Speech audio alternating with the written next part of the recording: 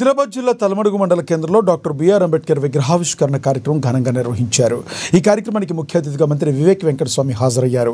అనంతరం MP Nagesh, Boath MLA Anil Jadhav, Adilabad Congress party assembly incharge Kandi శ్రీనివాసరెడ్డితో కలిసి విగ్రహాన్ని ఆవిష్కరించారు.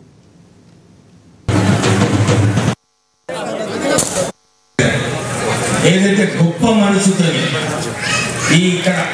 ఈ అంబేద్కర్ స్టాచ్యూ 10 లక్షల రూపాయలతో కంట్రిబ్యూట్ చేసి ఇంత మంచి విగ్రహం ఇచ్చినారంటే వారికి అభినందనలు చెప్పాలి. అందరూ కూడా గట్టి చెప్పండి. ఎందుకంటే చాలా మంది అనుకుంటారు మనము చారిటీ చేసినప్పుడు నిజంగా మనకి ఏమొస్తుందని అనుకుంటారు.